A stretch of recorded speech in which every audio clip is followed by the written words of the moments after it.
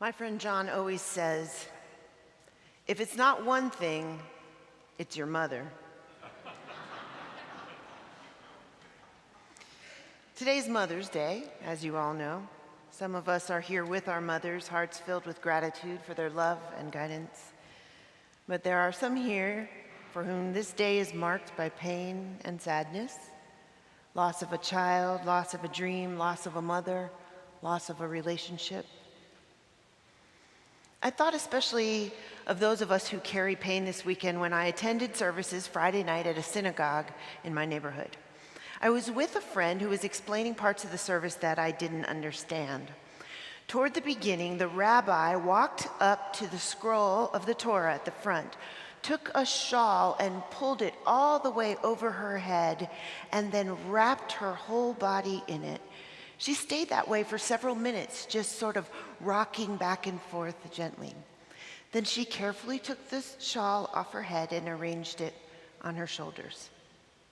I think my friend could see my confusion because he leaned over and he said, "The rabbi does this as a symbol of the love and presence of God coming to her and wrapping all around her like a hug and settling with her as she leads worship."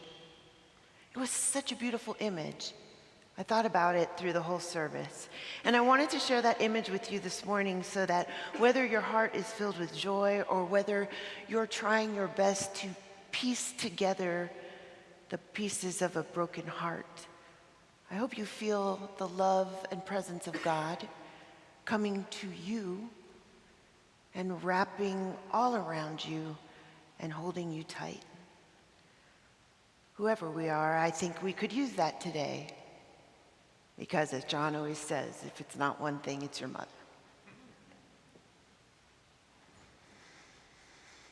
Well, all the other girls in elementary school wore their brownie uniforms, jumpers with tall knee socks and a wide sash across the chest with various patches affixed to it, and attended meetings with the older Girl Scouts on Tuesday afternoons. I, instead, went to Awana on Thursday nights. Those of you who grew up in an evangelical childhood similar to mine will know that Awana stands for Approved Workers Are Not Ashamed. Basically, it's a Bible club for kids. Awana had uniforms too. They were red vests to which we also applied patches. We didn't earn our patches though for community service or selling cookies. We'd earn patches according to how many Bible verses we memorized. So every Thursday night, we would line up one by one in front of the adult leading the club to recite as many verses from the Bible as we could. We would get stars on a chart for each new verse that we learned, and after a certain number of stars, we would earn a patch that we could take home and our mom would iron to our red vests. A sad substitute for a brownie uniform, if you ask me. One of the verses that I learned to recite in Awana and can still recite to this day comes from our gospel lesson this morning from the 14th chapter of John. This is the way we had to say it. John 14:6, Jesus said to him, "I am the way, the truth, and the life. No one comes to the Father except through me." John 14:6. I liked the verse because it was short and easy to recite. Awana leaders and other adults in my life liked the verse because it seemed to justify an exclusive view of Christian faith, to provide clear-cut, incontrovertible evidence that we win. No one comes to the Father except through me. If I were a lawyer, I guess I would say that that language is as clear as can be. I am, however, not a lawyer. I'm a Bible scholar and a preacher. So the anticipation rises in me as I believe passages like this always invite a closer and questioning look, applying questions like, what do we know about the community that was receiving this missive of John's? What do we know about Jesus? What do we see in this passage? What do we know about how the gospel is lived and shared in the world? The full passage that Jeremy read today is one of the most familiar passages in the New Testament, primarily because it's read at almost every funeral. These verses come from a section in John, most scholars would say chapters 13 to 17, known as Jesus' farewell discourse. They come right before the story of arrest and crucifixion in John's gospel. And if Jesus didn't know that he was about to be leaving his disciples, he at least had a very strong suspicion. These are part of Jesus' words to his disciples to say goodbye, the imparting of wisdom and encouragement to the community he would be leaving. And they needed encouragement. Jesus' gospel message of love and peace and justice was offending people. And the followers of the Way, as they were called, had become a beleaguered community, hiding their affiliation and frightened for their lives. For this reason, we need to be sure to read the text not as a guide for how to exactly get the hookup for a mansion in heaven, but rather as a realized eschatology. That is, instead of waiting until the end of things for the final destinies of our souls, we're working those destinies out here and now, a realized eschatology. John's gospel is always reminding us of incarnation. What we do here and now in our human skin is a most critical part of living a life that stands in opposition to the powers of the empire around it, that lives the way of the gospel instead of the way of the world. And in the person of Jesus, it's how those first disciples knew God. That's what we long and hope for, John would say, a realized eschatology. And certainly it was what those first disciples needed because they were scared. They were up against the vast Roman Empire, and they needed some words to remind them that the way they had been following would lead them to God. 2,000 years later, you and I need that too.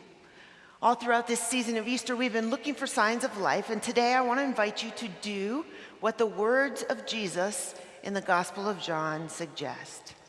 In the middle of heartbreak and fear, when we're sad and scared, we should practice a realized eschatology.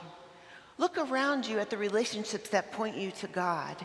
Feel any relationship you have with Jesus' way, the gospel message, and hang on tight to what you know of him. Because while most days you and I don't face the fear and intimidation of those first disciples, there are certain times in which we are sad and scared. And you know, fear, it's a funny thing. As we've learned quite acutely this year in our country, fear divides us from each other, from the hope of a shared future from God. Fear makes us mean and grasping, suspicious of each other and liable to hurt one another. Instead of living our lives that way, sad, scared, stingy, Jesus is here in John 14 inviting us to practice this instead. Believe in God. Believe in me. Believe meaning give your heart to, from the Old English word be love. You know the place where I'm going. I am the way, the truth, and the life. If you know me, you will know my Father. Whoever has seen me has seen the Father. In other words, the question to ask when reading this passage is not, what is truth, but instead, who is truth? Jesus is saying we will find signs of life in relationship with God and with each other. After all, Jesus lived and preached a radical gospel, and that is what he wanted his disciples to remember. Not a set of rules for getting what we want, but a full experience of relationship in which we trust and are trusted, love and are loved, are active in the work of justice, and are perpetually invited to go deeper into God's work of healing the world. That was Jesus. And that is the way to God. Why do so many of us need to think of Jesus as an exclusive truth? It's my way or the highway? I heard someone call this kind of Jesus a divine gatekeeper, a holy goalie. When we think of Jesus like that, we're more concerned with winning than we are with working together, with who is out than with who is in. We turn into people whose sadness and fear make us hard-hearted, cut off from relationship, sad and scared and stingy. By contrast, if we live as if the way, the truth, and the life is the most inclusive invitation of all, lavish love of God for the whole world, then certainly we would look around and see signs of life everywhere. It seems to me that that is truly the way to the Father, as Jesus tried so hard to remind his disciples before he left. To me, one of the most precious things about the Riverside Church, this particular congregation, is its lavish welcome. In fact, over the course of my almost 3 years now as your pastor, I've met several regular attenders who come from other denominations of Christianity and even other faith traditions. Jews, Buddhists, Muslims, who somehow find their way to these pews and to this community every week. Those of you who have been here on Communion Sundays, the first Sunday of the month, will know that when we come to the table to share communion in remembrance of Jesus, we always say that all are welcome, that this is the table of Christ, and because of that, no matter who you are, you're welcome to participate. I asked a friend this week if I could tell about an experience he and I had during communion one Sunday. A few months ago, I was standing right there at the end of the row, offering bread to a long line of you as you came through. It's one of my favorite times in worship because it's an honor to stand and look at another person right in the eyes. There was a moment that day when I looked up to see the face of this friend next in line. He's someone who attends worship fairly regularly, even though he grew up in the Middle East and he is Muslim. I could tell he was feeling emotional in that moment. Many of you do during communion. And he took the bread and he whispered to me, leaning forward with tears in his eyes, "Thank you for making a place for me at your table. Thank you for making a place for me at your table." Friends, that right there is the way, the truth, and the life. No one can embrace and live out God's best dreams for the world except through doing this, through living as Jesus taught us to live, opening our arms to each other in love and trust, letting go of our fear, and sliding a little bit further at the table to make room for everyone.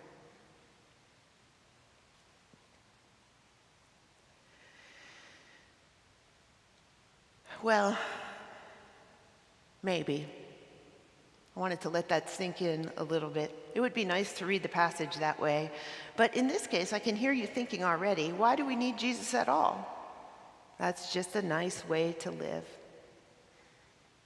We need Jesus because, like the first disciples, Jesus welcomes us into relationship, teaches us that the work of faith is not bound up in a list of rules, but rather in a way of being.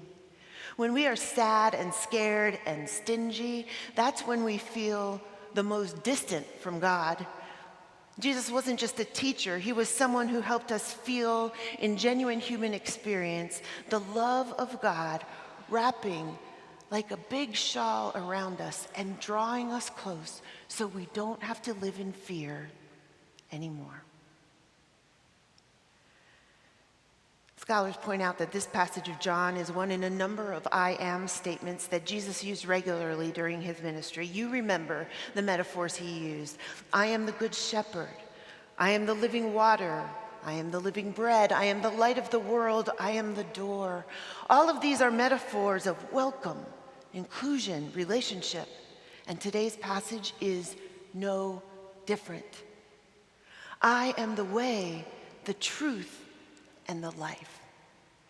And no one comes to the Father except by me was never meant to make us scared and sad and stingy. It was meant to encourage the first disciples who needed to know they could live out what Jesus taught them. And it was meant to invite all of us into relationship by which we can witness and practice resurrection, signs of life. I am the way, the truth, and the life, Jesus might say today. To live into God's highest hopes for your life and for this world, pursue generous, justice-making relationship with God and with each other. That is the only way to live. On this Easter Sunday, may we have the courage to do what Jesus says. Amen.